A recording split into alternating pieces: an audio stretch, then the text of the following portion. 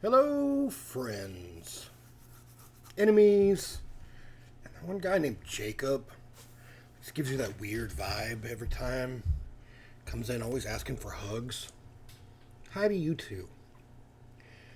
We are back again for this month of March.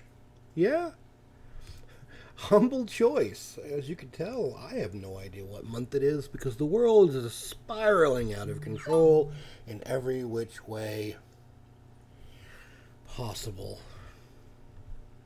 But here we are. March games. Yes, March games. For humble choice. First game up is called Warhammer Age of Sigmar Realms of Ruin, the Ultimate Edition. Now, we all love Warhammer games, right? But this looks. This isn't 40K, but it looks like a 4X, 4K, whatever you want to call it, sort of game. Graphics are pretty nice. Alright, so here's what it says. A real-time strategy game from Frontier, set in the iconic Warhammer universe. Become a warlord and lead 4 unique factions to conquer the wild and savage realm of Gur. Gore? Gar? I'll stick with Gur. Intense and tactical battles. Cinematic campaign. Enjoy a rich character-driven story of desperate conflict in a savage realm. Co-written by acclaimed Black Library writer Gav Thorpe. No idea who that is, but obviously he's something. Comprehensive multiplayer. Dive into 1v1 and 2v2 across platform multiplayer matches with any mix of human and AI teammates. Opponents. So either or. And climb a 1v1 competitive ladder. Kind of lost me there. Eternal Conquest. Battle across procedurally generated wildlands in a single-player experience as you fight towards the final enemy. Endless creativity. Build, share, and complete on your own maps or other people's. Paint your own armies. Create beautiful dioramas to show them off. Well, that's kind of cool. I can see that being kind of fun, is create your own armies and paint them in however you want. It does look really interesting. It reminds me of like old school Warcraft. I mean, Warcraft, yeah, you could consider Warcraft kind of old school. That was weird. I got an update on my VPN. Remember, guys, I'm not professional. This is a hobby. I don't get paid for this. This isn't a sponsorship. I just like this company. But I appreciate you guys hanging out with me while I do this. But this does look really interesting. It is a mixed review, which most Warhammer games tend to have a mixed review. Oh well. On to the next one. We have Neo 2, the Complete Edition. Now this is a pretty good game. This is a Souls-like, I believe, right? It says, unleash your darkness. Experience the thrill of taking on hordes of fearsome yokai in a battle to the death in this brutal massacre action RPG. Create your own original protagonist and embark on an adventure that will take you through devastated locales across Japan during the Sengoku period. Much like the previous title, which garnered much praise from fans and critics alike, Neo 2 contains an original profound story surrounding military commanders from the Sengoku period. However, Neo 2 goes above and beyond its predecessor by including the new Yokai Shift ability, which allows the protagonist to utilize new powerful forms to defeat even the most formidable yokai in battle. New to Neo 2, your enemies can now create a dark realm which raises the stakes of battle and creates new challenges for your protagonist to overcome. We hope you enjoy conquering fearsome monsters as you unleash your darkness in the world of Neo 2. So Neo 1 and Neo 2 are actually really good games if you like action RPG series. And it does take part in a lot of the Sengoku era, though, of course, they kind of, add a little bit of their own flair. Yeah. This might be a nice little play behind the scenes. Kind of pick up and play or whatever. Ooh, you get the Valve helmet for a Steam exclusive. Nice. Next up, we have Saints Row. I think this is probably just the one that was the remake. Yeah. These are wacky games. These are like What if GTA was on magic mushrooms? Yeah. As the future boss with Nina, that's a weird name, Nina, Kevin, and Eli by your side, you'll form the Saints and take us Los Panteros, the Idols, and Marshall as you build your empire across the streets of Santo Lieso and battle for control of the city. Ultimately, Saints Row is the story of a startup company. It's just that the business is Saints or happens to be crime. Yeah, it's basically a crime game with over-the-top antics and action and things like that. Like this one is like the more subdued version. The later versions are like very heavy and kind of slapstick over-the-top shenanigans. But this is a mixed game as well at 64%. I don't know if it's going to be as good as some of the later versions of the game, but it is kind of the beginning. Next up, we have Sleeper Citizen. Now, I have heard a lot about this, and it has been on my purview. I have not actually partaken of it yet. It is an actual RPG, though. Story-driven. One of the 2022's most acclaimed indies, the Game Awards nominated Citizen Sleeper is a tabletop-inspired narrative RPG set on Erland's Eye, a ruined space station that is home to thousands of people trying to survive on the edges of an interstellar capitalist society. You are a sleeper, a digitized human consciousness in an artificial body owned by a corporation that wants you back. Thrust amongst the unfamiliar and colorful inhabitants of the Eye, you need to build friendships, earn your keep, and navigate the factions of this strange metropolis if you hope to survive to see the next cycle. So this seems really cool. I would definitely play this. Like, absolutely. Inspired by tabletop role-playing games, Citizen Sleeper uses dice. I need to update my driver, it looks like. Clocks and drives to create a player-led experience where you choose your path in a rich and responsive world. Each cycle you use the dice, you are dealt to choose what to do with your time. That's really interesting. And I like the concept too. The concept and I guess you have like different classes too. Interesting. Essen Arp. To them you're just property. One more asset in the portfolio that stretches across the stars. You are the product of an abusive system. Aren't we all?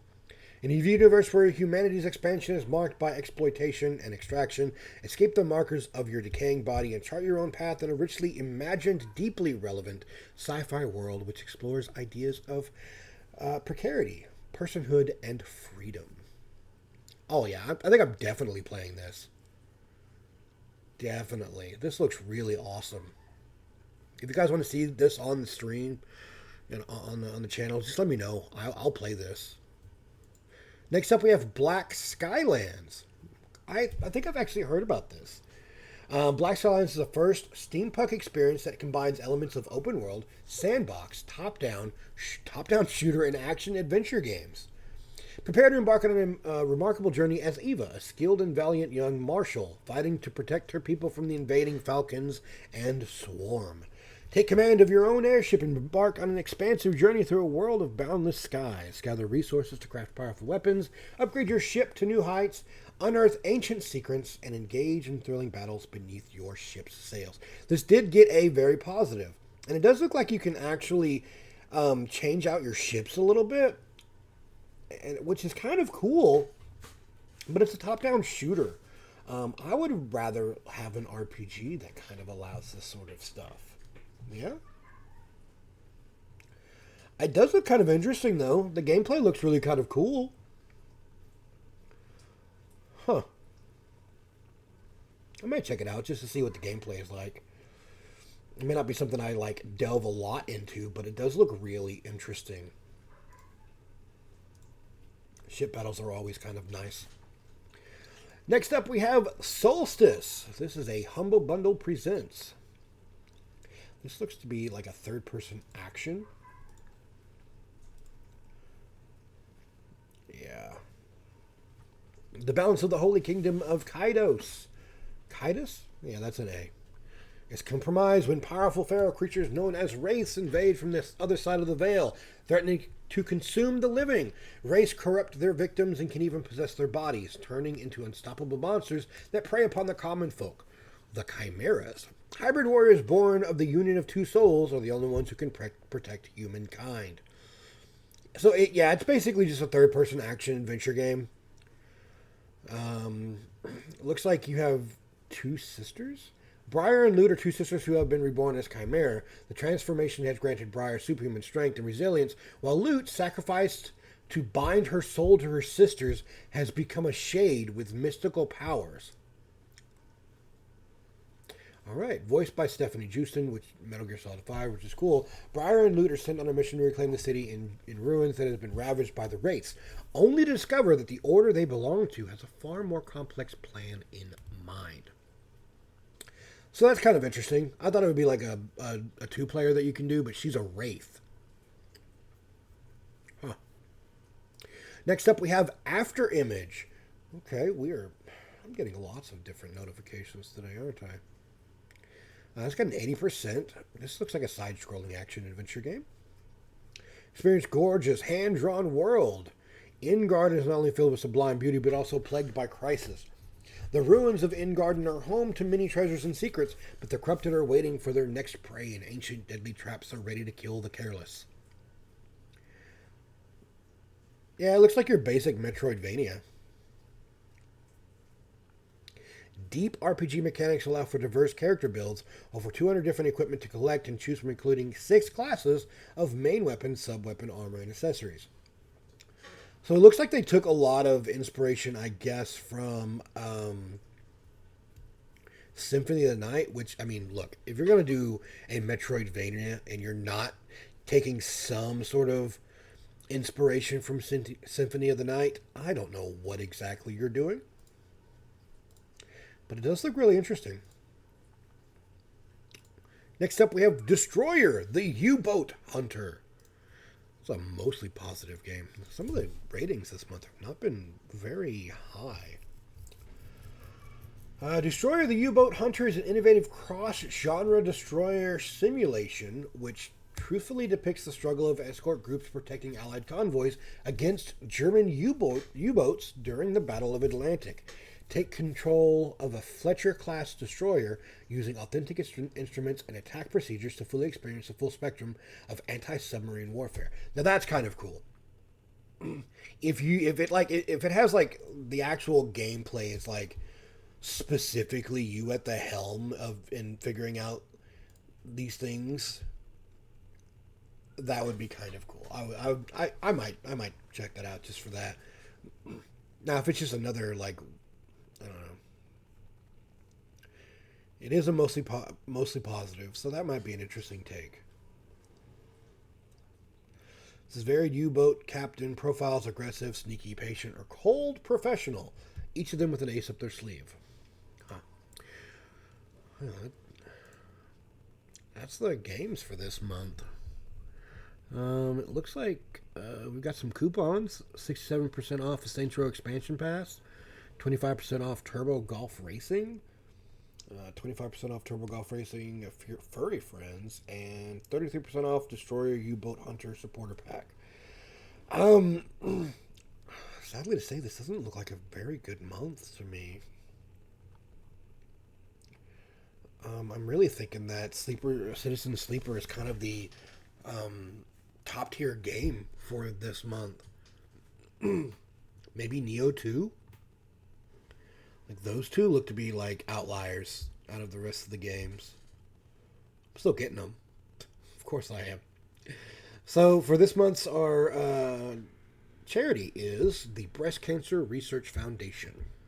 Always good. Founded in 1993, the Breast Cancer Research Foundation is mission to rid the world of this insidious disease. Its mission is to fuel the research that will bring breast cancer deaths to zero. Just getting cancer down to zero would be a very nice thing, right?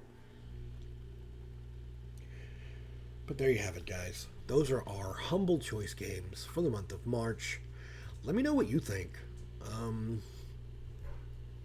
Again, I don't feel like it's a very high-class month for games here, but that's fine. We're going to have some downplay games.